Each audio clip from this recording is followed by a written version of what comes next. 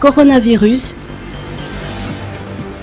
5 passagers venant d'Europe refoulés à Ivat. Les passagers en provenance d'Europe par le vol AF 934 de dimanche soir ont été contraints de signer un engagement à un confinement individuel strict. Ce confinement doit être impérativement suivi en Antananarivo. Les passagers qui souhaitaient se rendre en province devaient, au préalable, être placés en observation pendant 14 jours. Ceux qui n'acceptaient pas ces mesures ont eu la possibilité de repartir immédiatement vers Roissy. 5 sur 200 passagers de ce vol ont opté pour un retour immédiat. Confinement pendant 14 jours, transmission 2 fois par jour des relevés de température le matin et l'après-midi et ne pas recevoir de visite figure parmi les engagements que les passagers doivent signer et respecter. Ces mesures seront appliquées à tous les voyageurs qui arriveront jusqu'à jeudi soir en provenance directe d'Europe. Ensuite, les liaisons seront suspendues pendant 30 jours reconductibles. Suspension de vol. De nombreux touristes bloqués.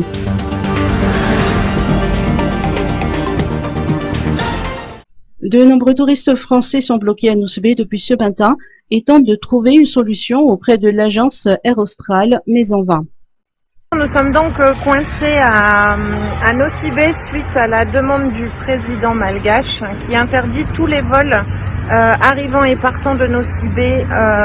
Il a fermé ses frontières. Seul Tananarive peut encore recevoir et faire partir des avions. On nous a demandé de nous rapprocher de l'agence Air Austral qui possède juste 2 comptoirs ici. Aujourd'hui, il y a à peu près 200 personnes devant l'agence. On attend, mais on attend pour quoi faire? Pas grand-chose. On nous demande de rejoindre Tananarive par nos propres moyens. Or, la compagnie locale est déjà saturée. Je vous parle même pas du prix du billet d'avion en aller simple, mais simplement en place. Air Austral a mis apparemment un vol par jour à compter de mardi, mercredi et le dernier vol jeudi pour faire Tananarive La Réunion. On a contacté l'ambassade qui nous dit de nous débrouiller pour nous rendre à Tana, que eux ne peuvent rien faire. Air Austral apparemment n'a pas négocié avec les compagnies locales pour rapatrier ces touristes qui sont sur Nosy-Bé. Mais il y a pas que nous, il y a aussi l'île de Sainte-Marie, il y a Fort-Dauphin, il y a Tuléar. On est en période de vacances scolaires à La Réunion et on n'est pas les seuls. Rien n'est mis en place, on a des infos au compte-gouttes. Si on va pas les chercher, personne nous contacte. Nous on est là avec des enfants et on sait pas ce qui va se passer. Même problème pour une quarantaine de touristes européens, notamment des Rayonnais qui sont également bloqués en Fort-Dauphin. Ces groupes de touristes lancent un appel à la prise de responsabilité de l'ambassade de France à Madagascar. Les décisions sont soudaines sans se soucier de ce qu'on va devenir. Encore une fois, on n'a aucun soutien de l'ambassade qu'on a contacté ce matin. Ils nous laissent à notre propre sort. Donc on a besoin d'aide. Les gens ont envie de rentrer. La foule commence à s'impatienter. Et beaucoup de gens sont en panique ici. Encore une fois, on a des enfants. Donc voilà, on attend des nouvelles de La Réunion. Merci. À noter que le président Andraduel a annoncé samedi dernier la suspension des vols reliant l'Europe à Madagascar ainsi que les liaisons avec Mayotte et La Réunion à partir du 19 mars. Par ailleurs, les vols depuis les régions vers l'étranger et les vols vers l'étranger sont centralisés à Ivat. Les touristes bloqués dans les régions sont priés de rejoindre la capitale. Embarcation vers l'Europe jusqu'au 19 mars à 23h59. Afin de prévenir l'entrée du coronavirus dans la Grande Île, les autorités malgaches ont pris des mesures supplémentaires, telles qu'annoncées par le président de la République samedi dernier. Un communiqué conjoint publié aujourd'hui est signé par les ministres des Affaires étrangères, Sécurité publique, Santé publique, des Transports, du Tourisme et de la Météorologie, ainsi que du ministre de la Communication et de la Culture, mentionne la suspension durant 30 jours à compter du jeudi 19 mars 2020 à 23h59 de tous les vols entre Madagascar et l'Europe, Italie, France, Espagne, Allemagne. Même chose pour la liaison aérienne avec La Réunion et Mayotte. Un délai jusqu'au jeudi 19 mars 2020 à 23h59 est donné à tous les compatriotes désirant revenir au pays et également à tous les ressortissants étrangers résidant à Madagascar. De ce fait, avant le jeudi 19 mars 2020 à 23h59, la mise en quarantaine est systématique pour les passagers des vols en provenance de l'espace Schengen et tout autre pays européen atteignant le niveau 2 de Covid-19. Pour les vols en provenance des pays non concernés par ces dispositions, mais qui transportent des passagers venant d'Europe, de la Réunion, de Mayotte, de la Chine, de la Corée du Sud et de l'Iran, les passagers seront refoulés automatiquement par le même vol. Cette mesure de refoulement sera effective à compter du jeudi 19 mars. Les compagnies aériennes prendront en charge tous les frais y afférents d'après ce même communiqué. Ces mesures ne s'appliquent pas aux ressortissants malagasy et les diplomates étrangers rentrant à Madagascar, mais une autorisation spéciale du ministère des Affaires étrangères est exigée. À partir du 15 mars 2020, toute embarcation en provenance des îles voisines, la Réunion et Mayotte, ne sera pas non plus acceptée. À partir de cette même date, aucun bateau de croisière ne sera accepté au niveau des ports sur l'ensemble du territoire national. Afin de maîtriser le flux des personnes et de surveiller la santé des passagers, tous les vols internationaux dans les régions de Madagascar sont immédiatement suspendus et toutes les correspondances internationales se feront exclusivement à l'aéroport international d'Ivat ou Antananarivo.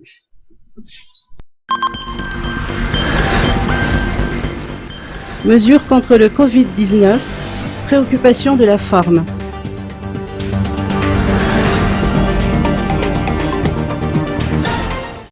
L'épidémie du coronavirus ainsi que les mesures prises par les autorités locales afin de l'endiguer sont susceptibles d'affecter l'économie du pays.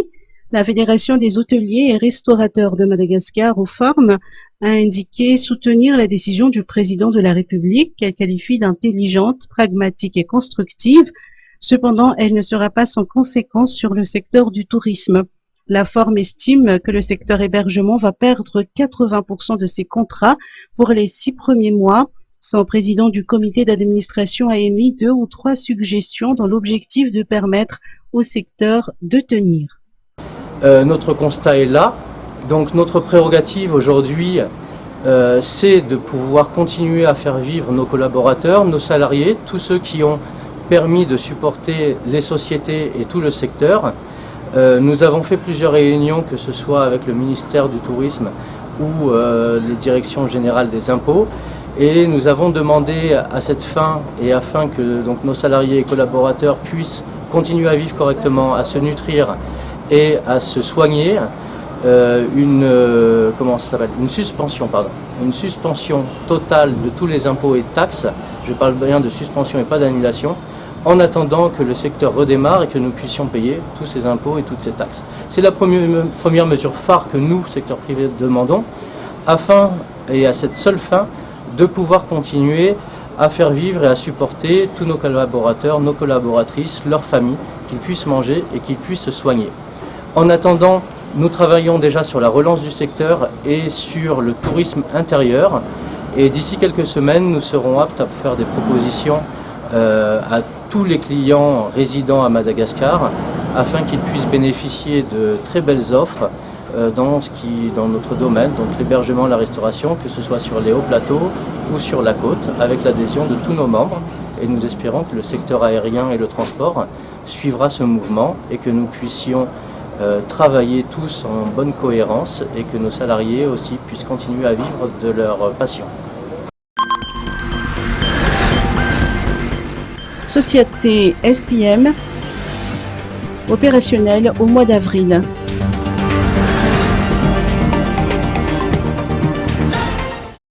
La mise en place du State Procurement of Madagascar, SPM, a été annoncée au Conseil des ministres en novembre 2019. La SPM a été créée officiellement et nous mettons actuellement en place l'équipe chargée de la faire tourner. Elle sera opérationnelle au début du mois d'avril prochain, a annoncé Landsura Koutmalal, ministre de l'Industrie, du Commerce et de l'Artisanat. La SPM n'apportera pas les besoins de tout le pays, mais jouera un rôle de régulateur, a poursuivi le ministre. State Procurement of Madagascar servira d'appui aux opérateurs dans le processus d'importation afin que le marché local soit toujours approvisionné.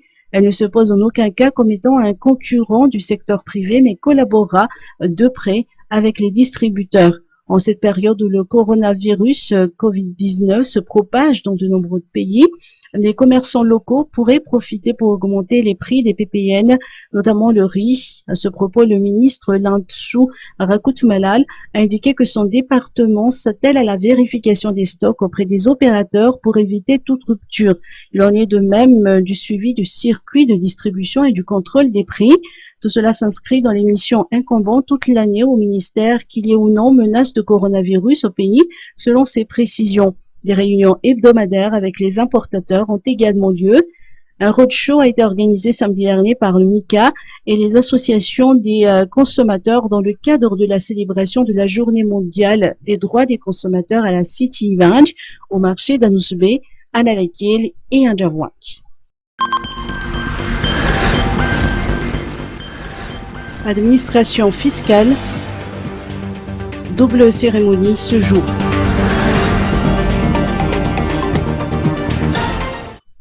Le lancement officiel de l'e-Etaphone s'est tenu aujourd'hui au parvis de l'hôtel de ville à Nalakil. Les contribuables n'auront plus à se déplacer pour payer et déclarer leurs impôts. Ils peuvent l'effectuer à tout moment chez eux via leur mobile grâce au service Etaphone suite à la convention entre la Direction générale des impôts, DGI, la Direction générale du Trésor, DGT, et l'unité d'exécution du projet et d'inclusion financière de Madagascar, PIFM. Et d'autre part, les 3 établissements de mobile monnaie, à savoir Airtel Money Commerce, Orange Money Madagascar SA et Telma Money SA. Le service offre la possibilité de déclarer et de payer l'impôt synthétique par mobile money. Aujourd'hui, ce nouveau service de paiement de l'impôt synthétique facilitera le quotidien des usagers pour une meilleure transparence et améliorera la vitesse et la qualité de la perception par la Direction générale des impôts. Une telle innovation est en effet appuyée par la Banque mondiale et la GIZ.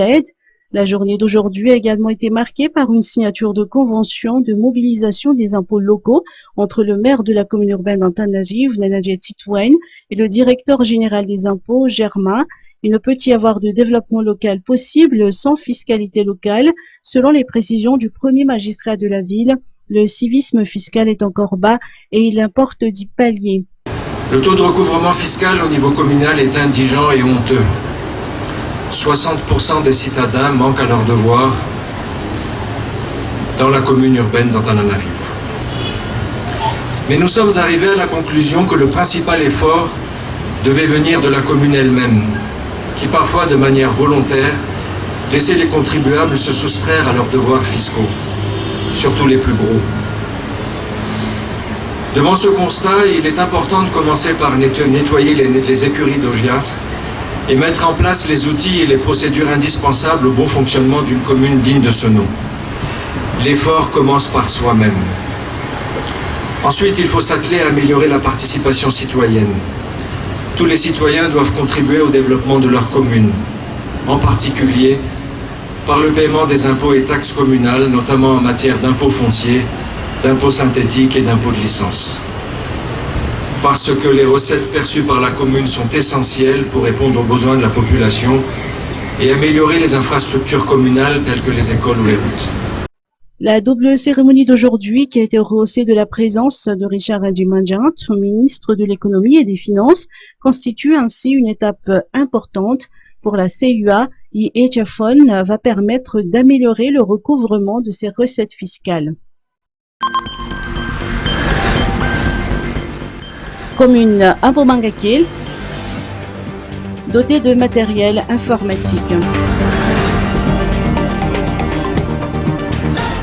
Dans le cadre du raffermissement de la coopération chino-malagasy, une association chinoise vient de remettre des dons de matériel informatique à la commune rurale d'Ambomangakil.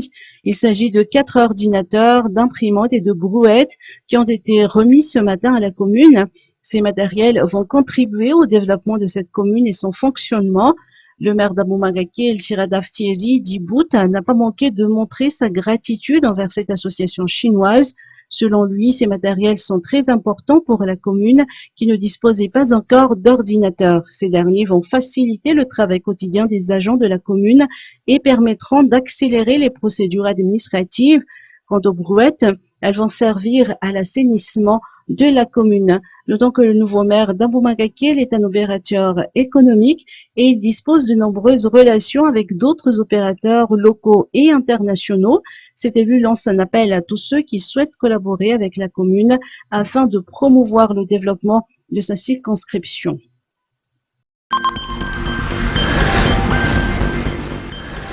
Journée des géologues, séance d'information et de partage. Des séances d'information et de partage ont été réalisées par l'Union des futurs ingénieurs géologues de l'École supérieure polytechnique de Voutvourne vendredi dernier à Mbatomravav dans le cadre de la célébration de la journée des géologues. Initiées par les panélistes invités par les étudiants, ces séances ont été placées sous le thème « Valorisation des ressources naturelles du sous-sol à Madagascar ». Les questions sur le gisement de Timrour ont été évoquées. La célébration de la journée des géologues a permis aux étudiants de partager des informations concernant les études et les filières auprès de leurs écoles, notamment sur les options génie géologique, géologie minière, géologie de subsurface, ainsi que l'option géologie de l'environnement. D'autres thèmes sur les gisements d'or, d'uranium et de charbon de Sakou ont été développés durant la journée de vendredi. Les représentants du ministère de l'Éducation et de la Recherche scientifique et ceux du ministère des Mines et des Ressources stratégiques ont rehaussé de leur présence cette journée de célébration.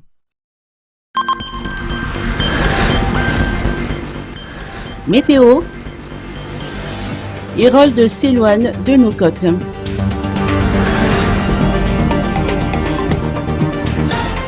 Hérold continue de s'éloigner de nos côtes nord-est. Ce matin, il se trouvait à 398 km au sud-est d'Antala. Hérold est devenu un cyclone tropical dont le vent moyen atteint 130 km à l'heure et les rafales montent jusqu'à 180 km à l'heure. Hérold n'influencera plus directement le temps qu'il fait dans la grande île. Par conséquent, les avis d'alerte reçus par les districts concernés sont levés. En revanche, les usagers maritimes entre Saint-Bave et Sainte-Marie doivent être prudents car les vagues y seront encore fortes. Tout au long de notre vie, nous ressentons cette présence.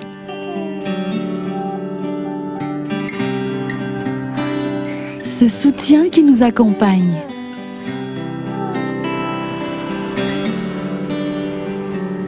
Cette confiance naît d'une incomparable protection.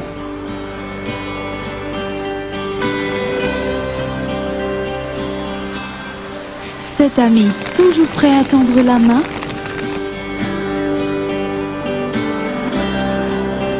Ce partenaire qui nous permet d'entreprendre sans souci.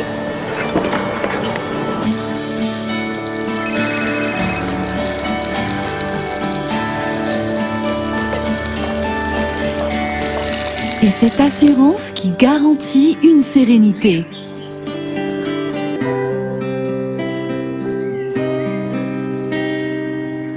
À Havre, vivre et entreprendre en toute sérénité.